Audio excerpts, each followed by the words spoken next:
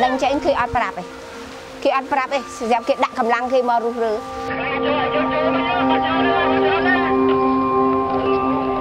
Còn prap tăng pi lan cặp sầm rạp màu chu cầm tịch cái dương, hay còn prap chỉ còn cầm lăng sần sọc chìm xét để cái hai tha sần sọc xa ổ say nương máu á, còn miền prap tăng pi. Nhu miền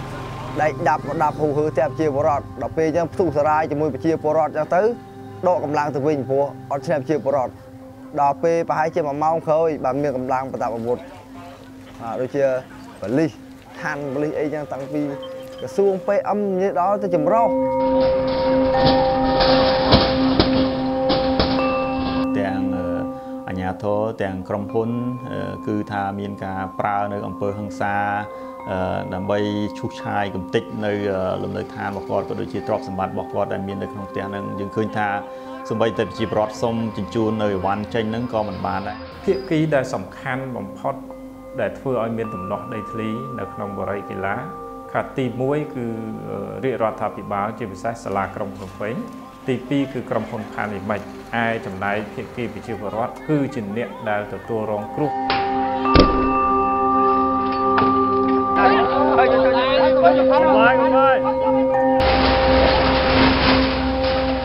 ở đấy miền Pang xây đập thì lắc bật tay Pang xây rất là hay là bố trọc mình tỏ so buôn đầm miền đằng có một bé một phay pram cả lố miền tong miền tực sĩ miền bị chê miền tực tray nâng ca tực nâng tong mùi sầm nón nuôi ọt sầm rong sầm rạp bụi dương bơi cua sa để vô từ chợ cho được phân bát cua sa khla còn tay mà rồi là cua sa khla ban tại hà sập mơn cua sa khla ban tại đọc mơn lời không ai còn miền này trong vậy thaกรมพลพาณิชย์นี่กวาดมือหักใบโดยเชียบรอดมันแมนเชื่อมันรู้คือเชียสำราญหัวไงเตี้ยนี้กบาใบแม่กะลาไปต่อยแผลแม่กะลามันตั้งคุบพองหอยตะโบเพลียงดอมลิเอาหอยvàหอยโตจังเอียดนะปะก้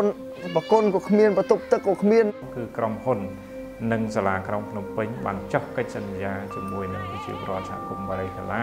ถ้าหนึ่งสร้างซองอาเกียจำนวนดับอาเกียดำใบเพื่อการดับโดตีลำเนื้อสมัยปัจจุบันแต่ตัวตัววิ่งกรมพลบานสร้างซองแต่ผมใบอาเกียตีหอยปีอาเกียตีเป็นบานเพื่อการสร้างซองให้กรมบ้านดอกสลายจุลปัจจุบันนะ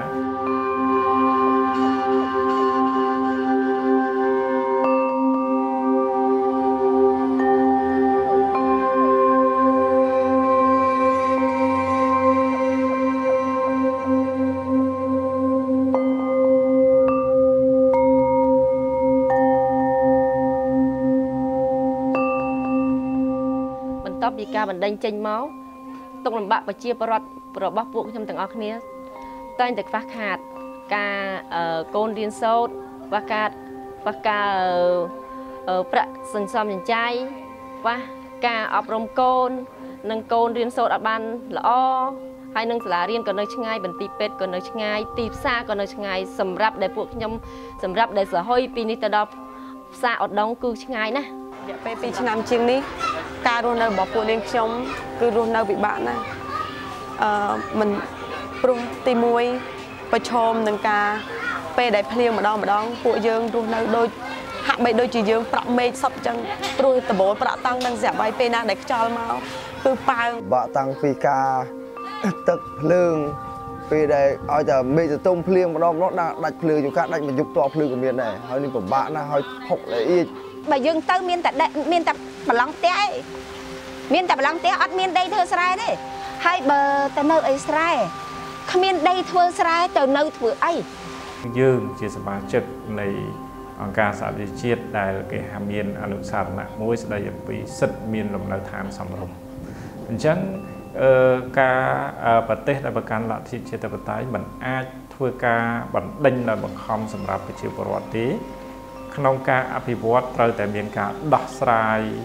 ដោយផ្ដល់សំណងសមរម្យសម្រាប់ប្រជាពលរដ្ឋបើមិនបានឲ្យគាត់ទទួលនូវផលចំណេញពីគាត់ដែលរងការអភិវឌ្ឍទេយ៉ាងហើយក៏ផ្ដល់ជូននៅជំរកឬក៏ទីតាំងថ្មីដែលប្រហាក់ប្រហែលនឹងគាត់រស់នៅនឹងដែរ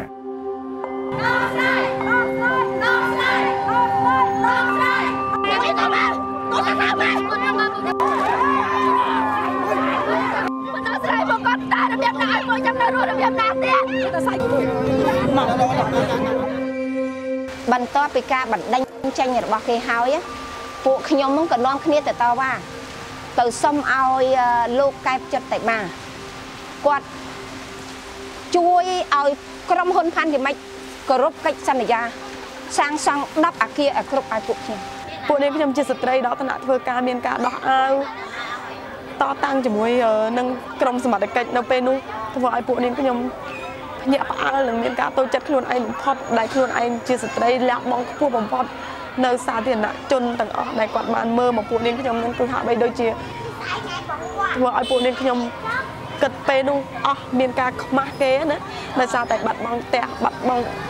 កូនអត់មានការសិក្សាខ្ញុំបានដាក់ញត្តិគ្រប់កន្លែងទាំងអស់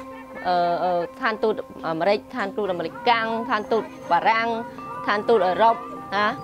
ទៅដល់រដ្ឋសភាព្រឹទ្ធសភាទាំងអស់ហើយនឹងអង្គភាពពុកអលួយពួកខ្ញុំធ្វើការសកម្មភាពតរហូតតទៅសប្តាហ៍ថ្ងៃនឹងក្រុមហ៊ុនសហរាជាលេខកិច្ចសន្យាសង់តំអាគារជាអនុសាសន៍របស់សង្គមស៊ីវិលយើងទី1គឺយើងសូមឲ្យរដ្ឋាភិបាលបញ្ឈប់ជាបន្ទាន់នៅការបណ្ដេញចេញដោយបង្ខំសម្រាប់ធ្វើការអភិវឌ្ឍឲ្យក្រុមហ៊ុនឯកជនឬក៏អភិវឌ្ឍរបស់រដ្ឋាភិបាលបើសិនជាមានការធ្វើការអភិវឌ្ឍត្រូវដោះស្រាយដោយសំណងសមរម្យពួកនាងខ្ញុំទាមទារអ្វីឲ្យលើសពីផ្ទះសម្បែងរបស់ពួកនាងខ្ញុំគឺអត់មានទេអ្វីដែលនាងខ្ញុំទាមទារនោះគឺសូមឲ្យតែក្រុមហ៊ុនគោរពនៅគោលការណ៍ធ្វើអគារទី9ទី10សម្រាប់ពួកនាងខ្ញុំព្រោះពួកនាងខ្ញុំអត់ចង់រស់នៅលើគំនរសម្រាមទេខ្ញុំធ្លាប់បញ្ជាក់ឲ្យបញ្ជាក់ទៀតរយៈពេល3ឆ្នាំជិត3ឆ្នាំនេះធ្វើឲ្យពួកនាងខ្ញុំនៅតែអត់ទាន់មានដំណោះស្រាយសម្រាប់ពួកនាងខ្ញុំទៀត